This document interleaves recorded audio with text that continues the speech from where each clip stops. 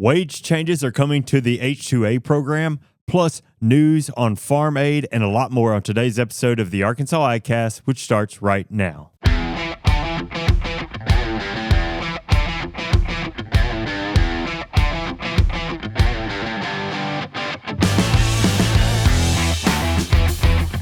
You're listening to the Arkansas AgCast, where we discuss the latest news, trends, and issues impacting Arkansas farmers and ranchers.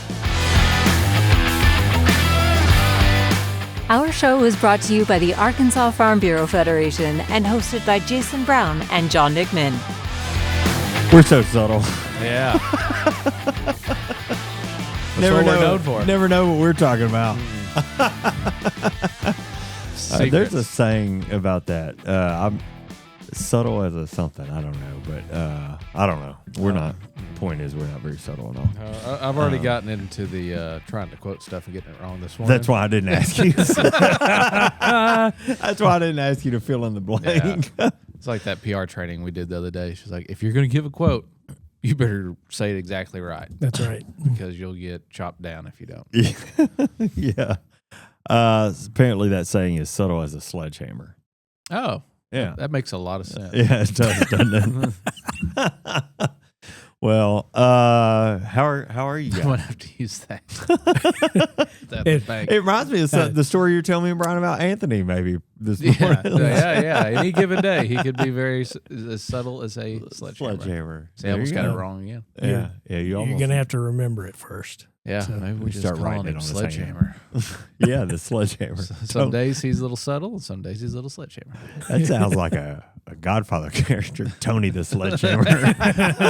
Until you throw that McMahon in there, you're like, no, right. That's not. Yeah, it's too Irish or Scottish.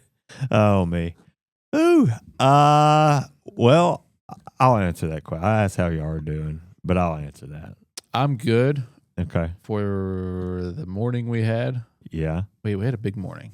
Big morning. Yeah. A lot of sun, a lot of calories. Yes. Yeah, that's true. That is true. Some walking. Yeah, some walking. But it was all good. Yeah. And we had a good time. Yeah. We've been at the state fair. Yep. It's state fair season. I should have led with that. Yeah. Yeah, people are like, okay, boy, sounds like you've had a big day. I don't know why you're telling us about it, but I'm full of sugary carbs. I was going to ask. Yeah, tell us what we were. But the sun offset it. So yeah. I'm good. Yeah. I was grateful for that walk back. Yes. When I dropped off the for sure cart and started walking back to the truck. See, you took me straight to the truck, and then you didn't. I hadn't had put a lot of steps in since then. That's probably a good idea. Yeah. Yeah, I need a few more. So we started by filming some. If you're watching, I guess you'll get a little behind the scenes. But we started by filming some of the work or content that we're going to use for the AgCast next week. Yeah, this morning. Yes, we were out there bright and early. That's correct. Is that the earliest you've ever purchased a corn dog? Personally, if it's not, it was last year at the same thing. Yeah. You're a little bit before. See, 10 I really thought though when I went up to that stand, being at 10 o'clock or 9:30 or whatever it was, one, that there weren't going to be anything. There wasn't going to be any corn dogs. Sure, I wouldn't have expected that either. Not only were there corn dogs, there were plenty of corn dogs. Really? They were. And really? The second thing I thought is like, all right, I'm going to ask this guy for a corn dog, and he's going to give me a weird look. But he's a corn dog salesman, so no, he's going to want to sell a corn dog. That was pretty stupid thought. And he's like, yeah, we got a corn dog. He goes, $9. I was like, oh, wow. Okay. And so I'm the only one in this situation that thinks this is weird, and I'm the one buying it. Yeah. Well, he's like, hey man, as long as your money's going to cash. Yeah. So I bought a corn dog at 9:30, 10 o'clock this morning. Yeah. And I thought it was going to be weird, and it was not. Yeah. Well. Yeah, that's right. Well, it just goes to show you they will sell you a corn dog anytime you want it. That's true. So, yeah, 24/7. I made the joke. The turkey leg folks are right across the way. Yeah, and I said if they'd get their act together, as early as the corn dog folks, we might use a turkey leg instead. It's interesting to think was I the first person, or had I been one of a handful of people eating corn dogs for breakfast? I mean, I didn't eat it, but. Oh, I bet you were not the first. to eat a corn dog. Somebody, I think, is out there eating corn dogs for breakfast. They probably are. I was wondering if it would be a breakfast corn dog, but Now, that would ask to like a sausage, breakfast sausage on a stick. Yeah. Pancake batter. So we Exactly. I'm Maple syrup going on to it. throw him under the bus. Not Please do. Not Brian. So we talked about this concept. He was really looking forward to me being somebody who's not here.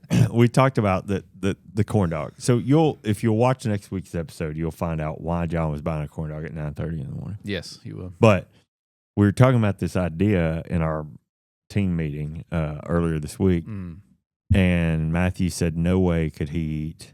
Oh, it was the corn dog eating contest that they're having this year. That's what it was. And there's a corn dog eating contest, which you could have entered.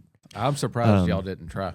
To be completely honest. But Matthew said no way could I enter the corn dog eating contest unless they were those breakfast sausage wrapped in pancake corn dogs. He said then I might be in. Man, he just signed me up for FMLA if I had to do something like that. I need those 5 days. Oh, that seems like what the corn dog vendor should do. Make that thing for like the early mornings. Yeah, I do the Those pancake show kids, sausage thing. especially that Right. truck you went to Yeah. that's right down there by the show barns. Shoot, I'd be a customer every morning. I like that pancake wrapped around a breakfast sausage. You don't? Apparently, that's the funniest thing you've said all day. Swear, So, the funniest thing I've ever that. shown on this. I've ever said on this. I do. I like those. You're so red. Man. Don't hurt yourself. Well, the thing is that I'm not a big fan of corn dogs, That's well established. and I was closer to a corn dog than I wanted to be today. On multiple occasions. So yeah, I was going to say, I'm and then thinking of at when least you bring two. up a corn dog Yeah. contest, and then you tell me you really like them, it's just a lot for me to. Take I don't in really like and corn digest. dogs. I do like the breakfast corn dog idea. Yeah. Yeah. That's all I'm saying. You know, So you you- can get them frozen at the grocery store. true. You can. True. You can microwave. But there's no way they'll be just as good, you know? So your very first bite was a hot Cheeto It was an extra corn crusted dog, but corn dog. yeah. Yeah, that's what we should really say is that. So what we were doing, in addition to getting content for the AgCast next week, we were taking part in the media day at the fair, and that is where we go out and sample all the fair food. Yes. And you've now joined our team for the past few years because It's third year. Yeah, you are a part of the video that we make around that. Today is Thursday, so when you see the AgCast today, as you listen to this, just know that tomorrow, on Friday this week, the video will go out about the fair food, and I will say, I think it's probably one of the better ones we've done. Well, And thank you. we've done some good ones. Yeah, I think we have. Oh, no credit to you. It's just the idea, the concept. You didn't really. Yeah, you was thank you. Yeah, I know. Just real up there, just ready to get credit. No, it's the whole concept. It wasn't. I think that whole you interaction were was fine. very definitive of actually who each one of us is. Like, it was spot on. It was right there, a little case study, wasn't it? It was. I will say there was suit coat candelabras. I mean, all of this was involved in this video. Yeah, we even had royalty there. We Steak did have care royalty We did. there. We did have royalty we there. did. That's a good call. So I'd say keep your eye out for that fair food video. What else? Let's talk about this. What's the best thing you had today out there? Oh man. Not to put you on the spot. Well, Be thinking. I mean, the last thing I had, I ate the whole thing because I couldn't stop. It was So I happen to know what that is then. it was a pumpkin spice funnel cake, and it's like Oh, it's like having a pumpkin spice latte. It was pretty incredible. was it? It looks It really was- good. They had just made it. It was very good. In your defense, though, it was if you can't see, I mean, it was saucer size. Yeah, it's small. It was very small. It's It was small. not. It was not funnel Okay. cake. Funnel Not the cake big size. big funnel cake, but still. It looked It was- real thin. Like the batter looked thin. Not how funnel cake can Yeah. sometimes be kind of fluffy. Yeah. and It was. big. It was. Yeah, It looked like it had more of a crisp. Is that fair? It was. Yeah. But it did have a soft middle, but it was a lot of powdered sugar. Yeah. Well, So what about you? Well, I did not have the funnel cake. No? I do not like funnel cake either. Wow. Wow. You know, I saw that pickled pizza, and I saw a guy with it looked like I needed to try it, and I never got around to it. You had it last year. I know. In the blindfold, and you liked it. I couldn't remember. But you wanted to try it again. Okay. Well, I actually tried a bite of that, and it wasn't bad. Wasn't So bad. I did. I wanted to try some of the things. So. It wasn't bad, quote unquote. Makes me feel better about not trying it. Yeah. Yeah. So I didn't miss anything. What about you? So, I've got 2 trucks that are my favorites every year. I'm very glad that they come back every year. Mm-hmm. One is the Euro Bowl. Yeah. And the other is the taco Tried and true. place. Yeah. Both of them. I think those State Street tacos are up there for me. But you remember, if you have listened to the show before, there's one issue with those things. And you were smarter than me I this was year. just about to say that last year, of all the things we recorded, that should have been recorded. Yeah. You and I Yeah. eating that hot sauce. Yeah. Yeah. And somehow, maybe they just toned down the heat a little bit this year because your reaction to it was nothing this year compared to last year. Yeah, but I still had a reaction this year. Yeah, you But made you it clear said that no. you regretted it. Yeah, Well, it was very hot. I always hit those 2 each year as well. But I ended up not doing the tacos. I did the steak quesadilla. Yeah. And it took about 15 minutes to be able to eat it. It was really hot. It was way too hot. Right, too hot. But it was great. Yeah. Yeah. I have dry mouth going on, I think, for all the sodium that I consume. Yeah. Yeah, it was very salty. There's a lot of that going on. I would say, so I had the taco. I also went back because I wanted to try the quesadilla. Yeah. Quesadilla I've changed my taste buds or what I like. Uh-huh. There used to be a point in my life you could not put enough cheese on something for me. Uh-huh. There was no such thing as too much cheese. Yeah, I'm there. I've changed. Oh. And that quesadilla showed it. It had a little too much cheese for me. Happens to the best of us, Yeah. Pawpaw. Yeah. But, yeah. Yeah. Yeah. Dairy boy, it gets me. the No, the taco was really good. The Euro Bowl is always tried and true. Yeah. I was surprised. I went into the barbecue thing, the pulled pork with the barbecue sauce, macaroni and cheese, and French You fries. got this? Yeah. I had lower expectations for it than what I got out of it. I was surprised. Better how than good you it were was. expecting? Yeah. Huh. Yeah. Okay. Something else I was thinking about just then. Oh, you went down and had the what was that item called at the end? We kind of had it at the end. The chicken on the steak. Oh, the Do you remember what it was called? Something dog. yeah. I can't really remember. It's like a big oversized chicken finger inside a hot dog bun with nacho cheese and some special sauce on it. It was And like chicken on a stick wrapped in bacon. Well, where was that? On a hot dog bun with It was- with nacho cheese sauce and secret sauce. down on it. past the Euro place. Yeah, Oh, down I didn't go past far the Wonder enough. Stick. You didn't Well, go I didn't far even. enough. Matthew It's- was eating it when he came and got on the golf cart. I'm like, I need to know what that Yeah. is because that looks delicious. So I It got was. one when I got back. I had a little bite of just about everything there, and I've had more fried food today than I've had in the last year. Oh, hands down. Yeah. If I was to say one thing about that event, they've done this the last 2 or 3 years. There's only one place to get something to drink. Yeah. And it seems like Takes a long 15 time. They need to minutes fix to that. get one drink. True. And that's water or tea. I Right. think they have a punch. You know what I think would be a good idea? And probably shouldn't say this here, but I will. I wonder if we could do bottled water. We have the branded bottles, Yeah. Yeah. but as part of that, True. just do a few cases Could we? of that or Yeah. something. Just stick it out there because people were ordering water from the tea place too, just because they wanted water. Yeah. Yeah. And I mean, they were obliging, but Yeah. I mean, I wonder if we could do something like that just because. I mean, anyway, somebody needs to put bottled water out there. Is my point. Yeah, we could put Because, the AgCast logo on the bottle, and Farm Bureau. We've got Farm Bureau water. I know that. You're saying let's do it different. Okay, all right. Well, the point is the state fair opens tomorrow. Yep. October 10th, runs through October the 19th. Do I have my dates right? Yes. Runs through October the 19th.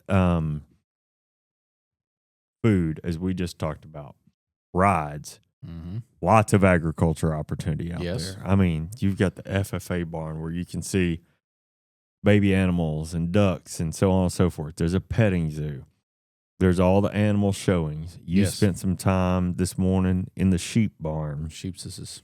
We're going to go out and see some goats That's awesome. and maybe some cattle Yeah, I think we're going to see cattle next week, right? next week. So you can eat. Man, you can take in agriculture. You can ride some rides, entertainment. I mean, so, but you know, I didn't see the high dive guys set up, so I think they may be gone. But I don't know. You know, they might be there next week. maybe so. You trying to take a run at I it? think they're going to be there. No. They Are were they? filling up a water tank. I bet as they'll I was be leaving. there. Then. So Yeah, I bet they'll be there because those guys have been a hit. They've just been there They the have past been. couple of years, but they've been a hit. The point is get out to the state fair. I mean, Yeah, take the my kids. goodness. It's whole The family weather's affair. going to be right this weekend. Yeah. I heard, I read that tomorrow, at least here in Little Rock, the low will be in the 40s in Really? the morning. Mm-hmm. It was chilly this morning. Man, It was 59 when we left my house this morning. need to be So- hunting. So get out to the state fair, enjoy all that stuff. You'll see Farm Bureau everywhere. We're going to go out there next week and record the AgCast. We're going Yeah. to have some fun with that like we did last year.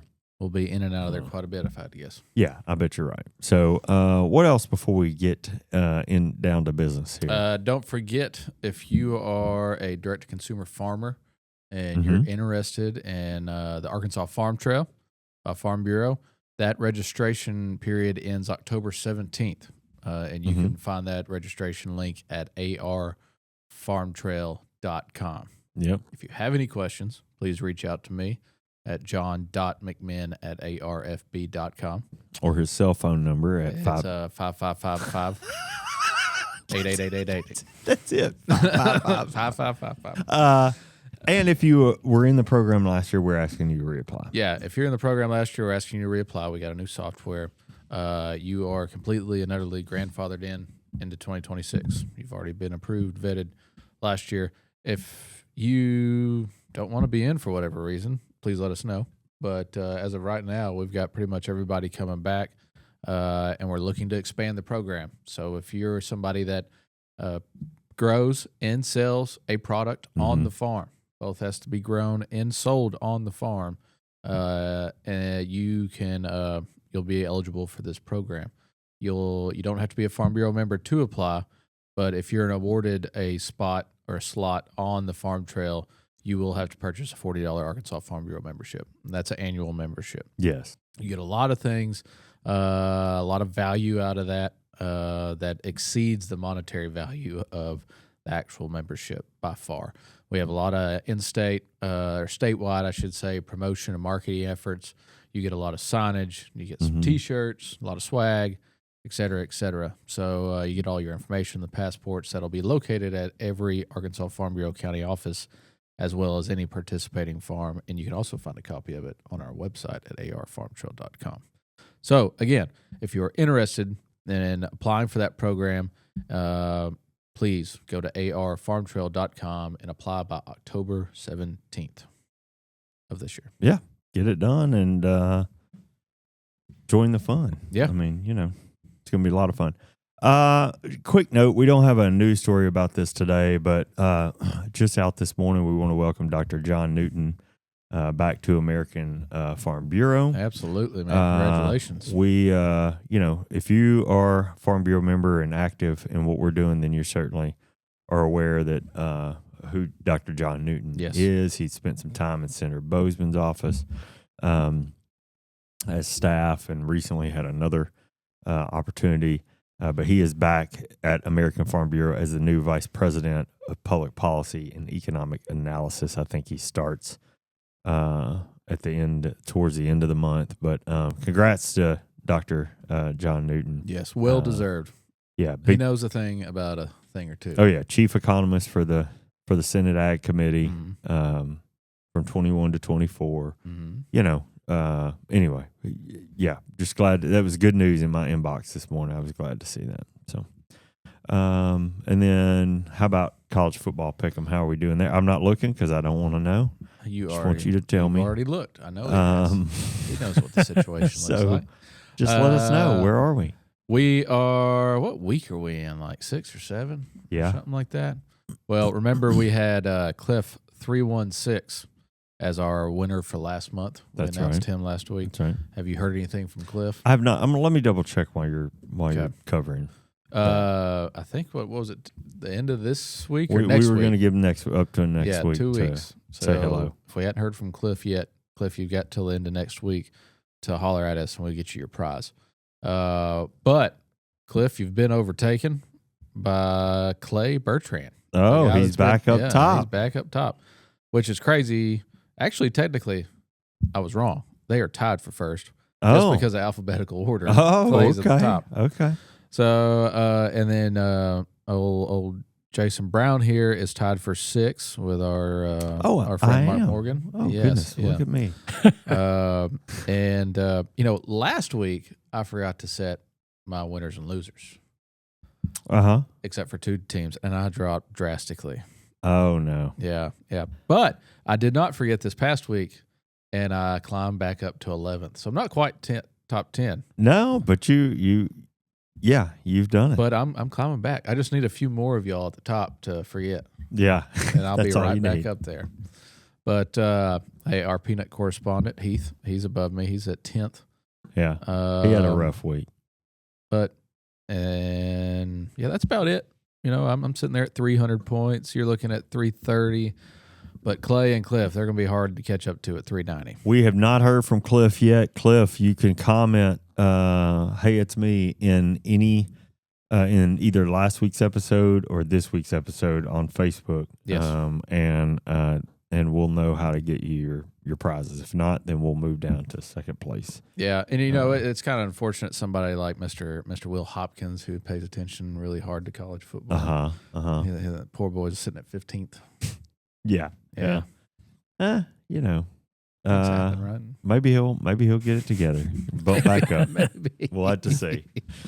All right. Well, let's get on through the news here. Okay. While we still got time.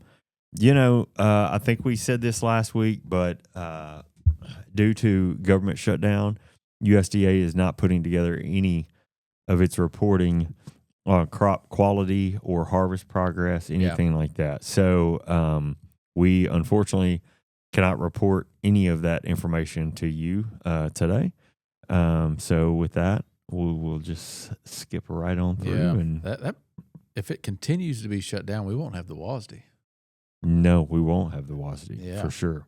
Next week. Conversation we had earlier this week. Yeah. So Okay. Well, we're going straight to the news.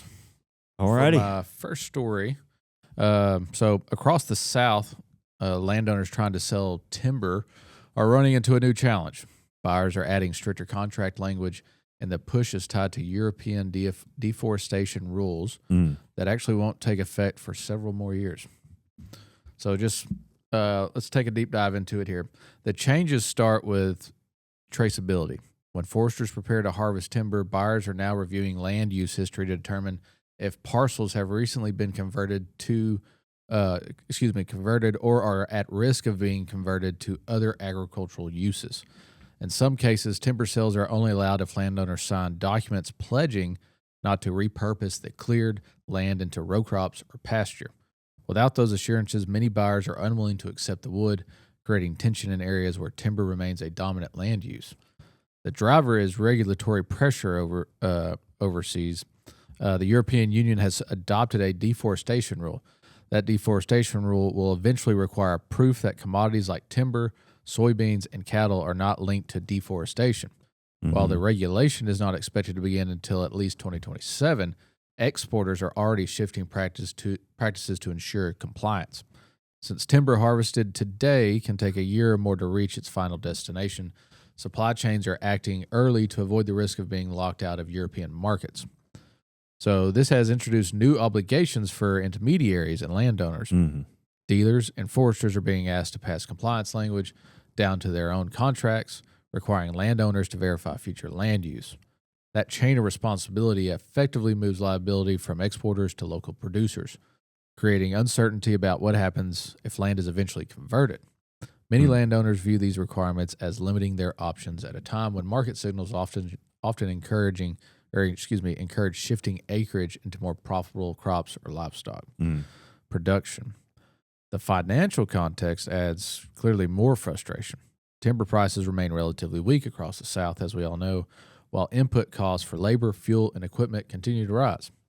Producers under economic pressure are increasingly considering land conversion to capture higher returns, but new contractual limits reduce flexibility.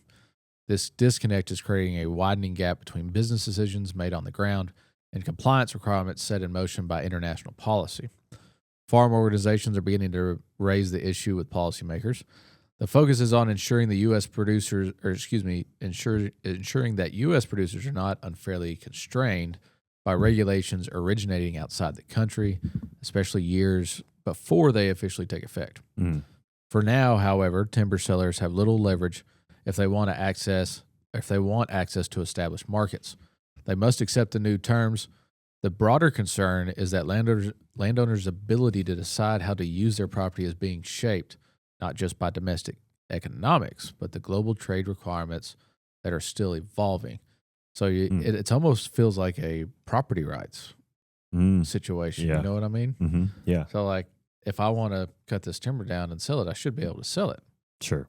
But the buyer's preventing me from selling it to them or buying it from me if I don't plant trees back on this ground. Yeah.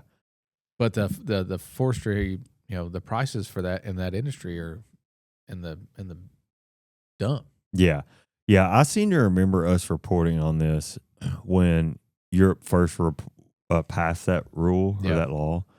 And I know, if I remember correctly, it's really aimed at deforestation in like the Amazon, right? Yeah. In areas like that. But obviously, they're unintended or otherwise, there are other consequences here starting to flush out. And it almost has the feeling of a Prop 12 situation. Yeah, too, yeah, right? yeah, just like that. Yeah, exactly. What a great comparison. Yeah, I'm pretty great. Oh boy. All right. Well, before we have any other commentary from you, I think we'll move on. In my first story, important changes are heading for the H-2A farm labor program that could reshape how guest workers are compensated. Changes which is, constitutes changes that may ripple through farms here at home. The U.S. Department of Labor has finalized an interim rule that changes how wages are calculated for H-2A farm workers, and the impact could be significant for Arkansas producers. Under the new system, the adverse effect wage rate, something we talk about a lot here, we call it AWR, will be based on Bureau of Labor Statistics data instead of the old USDA Farm Labor Survey. It also introduces 2 skill levels for common farm jobs and adjusts wages to account for housing and other employer costs. For many states, the result will be lower required pay rates, in some cases dropping by $1 to $3 per hour.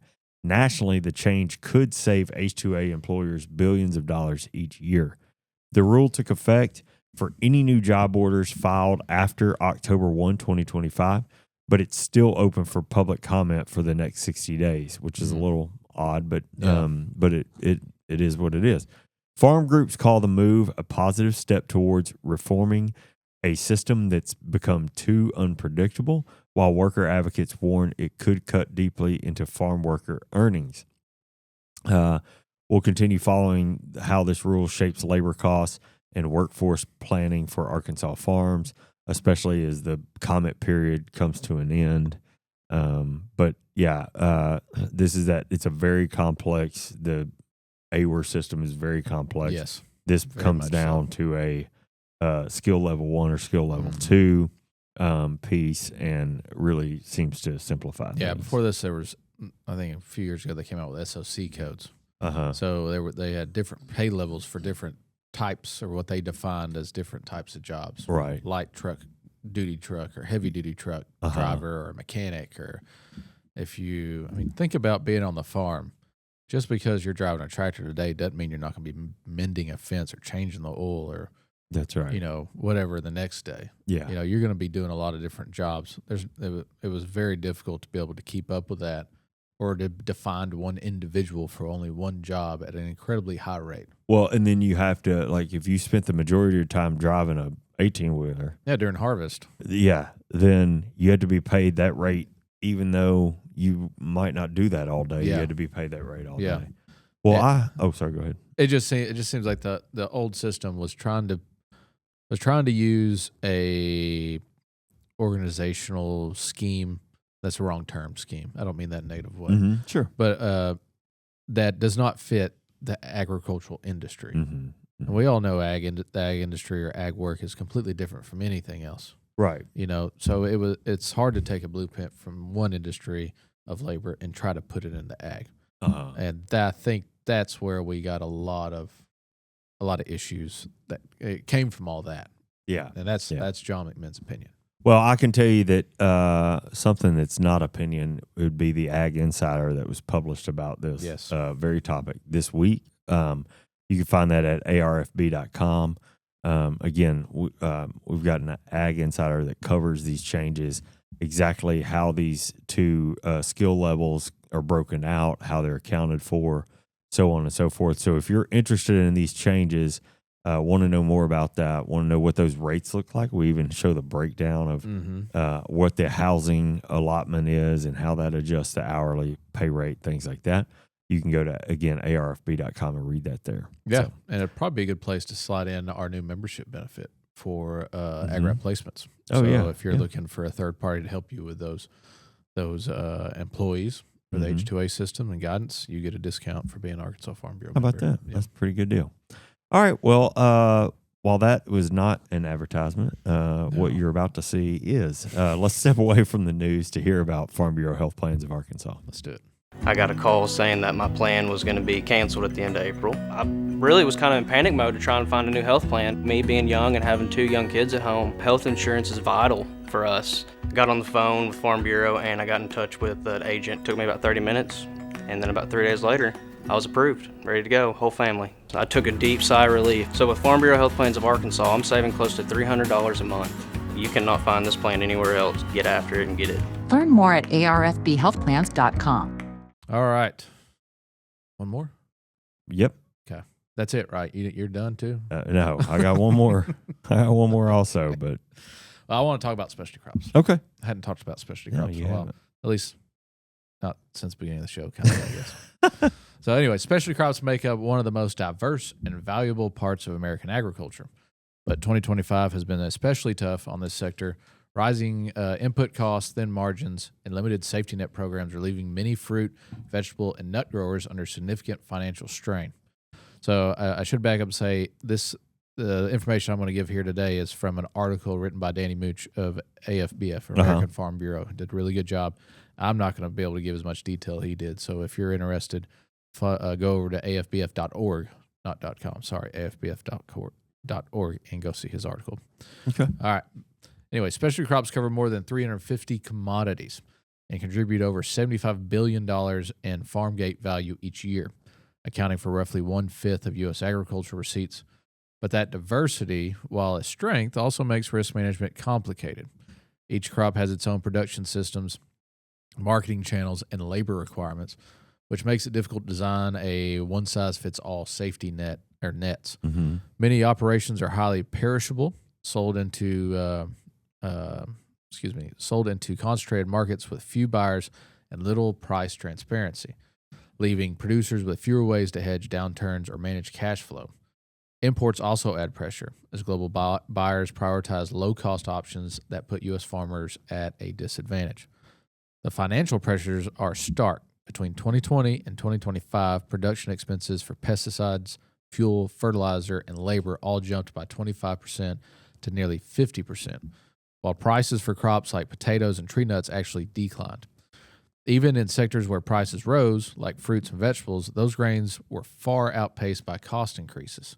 Labor remains the single largest expense, averaging nearly 40% of total costs for many specialty crops operations. In 2023, cash expenses for specialty crop farms averaged $466,000. That's 160% higher than the national farm average, with labor alone averaging more than $190,000 per farm. These structural realities weigh heavily on profitability and make specialty crop producers particularly vulnerable to external shocks. Looking more closely, specific crops highlight the challenges. Almond growers have faced steep price declines paired with rising input and irrigation costs, leading to widespread orchard removals. Walnut, apple, and blueberry producers report losses that exceed revenue once full costs are included, while strawberry and citrus growers are coping with some of the highest per acre costs in agriculture. Even sectors like potatoes and lettuce, often considered more stable, are under pressure as production costs outpace revenues. Wine grape growers face weak demand, with exports collapsing in key markets and thousands of acres projected for removal. Across commodities, the common theme is the same: escalating expenses and shrinking margins. As far as risk management tools, those also remain limited. Specialty crops often fall outside of core farm bill safety net programs, with only partial access to crop insurance or disaster aid. Where coverage exists, it is often yield-based rather than revenue-based, leaving farmers exposed to price swings. Programs like the Non-Insured Crop Disaster Assistance Program, or NAP, provide partial relief but with low payment rates and high thresholds that discourage participation. Recent ad hoc disaster programs have also exposed gaps, as specialty crop producers often wait longer for compensation due to the lack of standardized yield and price data. While recent farm policy updates have expanded premium support and broadened insurance options, they stop short of creating specialty crop-specific reforms that would provide more timely and equitable relief. So looking ahead, the sustainability of U.S. specialty crops will probably hinge on more responsive support systems, timely disaster aid, better irrigation of data, and expanded risk management options could help bridge the current gap. At the same time, investment in mechanization, automation, and labor reform will be crucial to reducing the sector's most pressing costs. Specialty crops provide a diverse and nutritious food supply and support hundreds of thousands of farm families. Without stronger tools to manage today's high-cost environment, the financial pressures of 2025 could reshape production decisions and weaken the resilience of this cornerstone of U.S. agriculture. I did not realize how much I wrote right there. Yeah. But it's all important, man. I think specialty crops is hurting just as much as, say, the row crop people are, just as much as anybody else in ag today. Yeah. So, I do believe their voice is being heard. We've written some letters regarding their issues. Right. And I think a lot of other ag organizations have done the same. Yeah. Good to get a good understanding of sort of what, some of the pressures that they're seeing and dealing with, for sure. All right. Well, I'm going to wrap us up, and we're going to talk about a topic that has been sort of hot around the country. Yeah. Not just here in Arkansas lately. And this is a bridge to help farmers make it through to the next growing season. We got a sign this week that something may be coming in comments from the Trump administration. We've got some fresh information to add to the end of this story that says, it's depending on how soon it's coming. Yeah. But we wanted to share this anyway. A major aid package for U.S. farmers is expected soon as the Trump administration moves to counter mounting losses tied to China's pushback on U.S. agricultural exports. China has sharply cut purchases of key crops like soybeans in response to American tariffs, pulling the rug out from under farmers who depend on those export markets.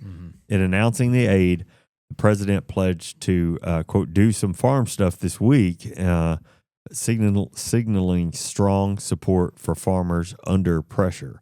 I think the expectation was an announcement on Tuesday, this past Tuesday. Yeah. That did not happen. We've not had an announcement yet. But that was, when I say this week, that's what I mean. It was supposed to be this week. Yeah. The details on amounts or sources of funds are still yet to be announced. Some reports have estimated up to $15 billion in help, but with USDA's aid fund nearly depleted, officials are considering drawing from new sources, including revenue from the tariffs themselves. The government shutdown may make the rollout of funding difficult, though, as congressional approval could be needed to approve such action. Yeah. For growers in Arkansas and across the U.S., survival may truly depend not just on subsidies, but on restoring access to global markets.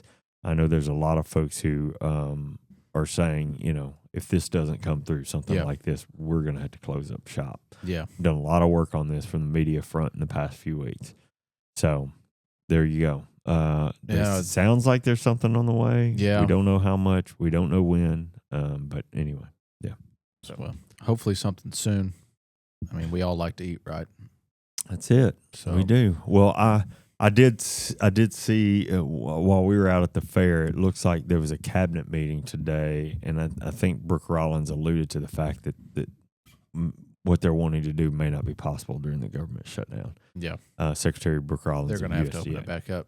I think that's what it's sounding like. Not saying that for sure, but that's what it's sounding like is that the government's going to have to be back open before they can do something. Sooner the better. That's right. And, we still got that pesky farm bill hanging out there, which expired on September 30th. Yeah, the other day. So that's going to have to be dealt with by the end of the year also. Yeah. So it expired, but all those programs will continue through the end of the year. A lot. So there were some that some of the programs expired on September 30th, but for the most part, go through December 31st.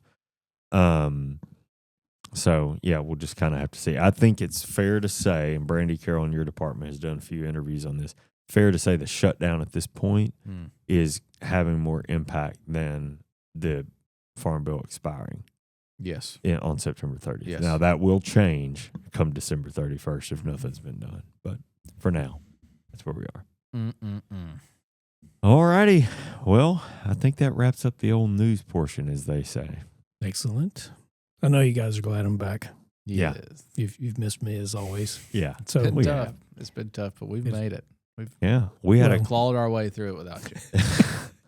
Wow, that feels sarcastic. didn't it though? What's that? Sarcasm? Yeah. Yeah. It's never happened here before. Mm-mm. So I'll try Definitely not to be sarcastic when I say we're going to play. Yes. Good to have you back. Matthew did not thank say you. Arkansas Food Hall of Fame No. or whatever he was talking about last week. Let's talk food. Yeah, let's talk food. I need to talk to him about upping his game. Just Yeah, a he little bit. needs a little sound effect, is what I'm saying. It brings good information. It's fun. It's enjoyable. He does. He does great. Mealtime with Matthew. everything. Yeah, it's Maybe not that's what we stressful, could call no it. anxiety. It's just No, real I nice. really look forward to it. Yeah. Real And, good conversation. I must say I've got you guys right where I want you because Imagine that. it is afternoon. It is. It's after you've been out in the sun and you've eaten fair food and you're dragging. Yeah, so, buddy. I have a feeling this is going to be brutal. I got a real bad feeling it is too. I'm sure not all my brain cells are firing off as they should. Well, so you do have your choice of general history, science, entertainment. I can At least that's continue on. consistent. So Yeah, I can continue to give you more. So just have at it all you want. general history, science, all the norm. Come on, man. Yeah, Just take a pick. It's Yeah. it'll be okay. yeah, no problem. Yeah, it's all right. Jump on out there. Oh man, I'll go first. Why not? I promise to read the question as gently as possible. Okay, will you read it real slow? Twice if you need it. I hadn't had a history lesson in a while, and I like history, so You do. I wouldn't mind learning something today. Oh, I'm so glad. Man, Which country Ooh. was known as British Honduras prior to 1973? British what? Honduras.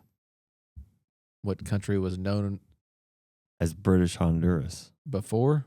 I'm sorry, I did not read that slow enough for you. No, you didn't. So, which country was known Hmm. as British Honduras prior to 1973? Hmm.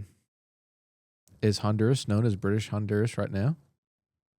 That's thought it was not just- part of this I question. thought it was just Honduras. You know, he just sticks to the one question. I don't know why you think that asking him follow-ups is going to get you anywhere. I am not divulging any other information here. So I have no idea. I feel like saying Honduras. Yeah, I mean, that would be my guess, Honduras, which is going to be wrong. But it is wrong. It is Belize. Oh, Please. that's Yeah. interesting. That's weird. You were so close. Not really, I'm but- going to strike out there with just general. Okay, general. What kind of grass has been used at Wimbledon since 2002?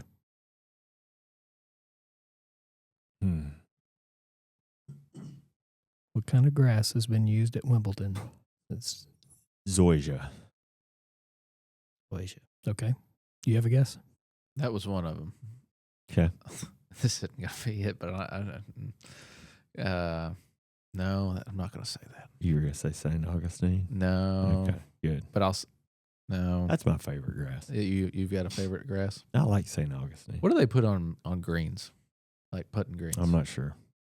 Do you think maybe that's it? No, I don't. I don't know. I truly have no idea. I don't know my out there. I don't know my grasses well. You're not up on your grasses. Yeah. Green grass. Green. Oh, nice. It's ryegrass. Ryegrass. Okay. Interesting. So, all right. So, I'm glad I didn't say. Shall we continue? 0-2. How about it? Science, more history, entertainment, general. Entertainment. Entertainment. I've got multiple here. Let me see Just go ahead here. and pick the hardest. Okay. Yeah, you know it. What year was the novel Day of the Jackal released? You know, luckily for me, I read that a lot in high school, Okay, which is a lie. Mr. Entertainment Buff. So, Yeah. I'm not a buff on any of these categories. What year? I'm gonna say, let's just reach for 1737. oh boy, 1938. you're closer. I'm in the ballpark. It was 1971. Okay. So- I've never even heard of that. Okay, I'll give you an easy one just so we can get out of here. Okay, I want okay. you to get one. No, you Okay. don't. At I least one. appreciate that. No, you Okay, because I didn't give you the easy entertainment question. Okay. The Stay Puft Marshmallow Man originally appeared in which film? Ghostbusters. Okay. Yeah, made me we feel do good. know something, don't we? That made me feel good. Yeah, I like it. you I'm get- a big you get to go Ghostbusters out- fan. going out You get to go out with a win. So, How about it? all right, there you have it. So, All right. Well, That was a funny scene. That movie. Who thought of the Stay Puft Marshmallow? I have no clue. have you That's- seen one of wild. like the new generation where they Yeah, have with the all the little little bitty ones? mini ones? They Yeah. creep me out though. I like the bigger one better. Like the little ones are fun. Don't get me wrong, Yeah. but yeah, they're Yeah, creepy. Yeah. they are. It's funny. Oh, I'm ready for a nap. Let's go get one. That wraps up the news for this week. Thanks for following along with the Arkansas AgCast. We're grateful for you taking the time to watch and listen. Yes, we are. Remember, you can catch new episodes of the show every Thursday afternoon. Find video episodes on Facebook and YouTube. Listen to the audio version wherever you listen to podcasts. Make sure to subscribe and leave us a review when you have a few extra minutes. The Arkansas AgCast is brought to you by the Arkansas Farm Bureau. I'm Jason Brown, And I'm John McMinn. and we'll see you next week.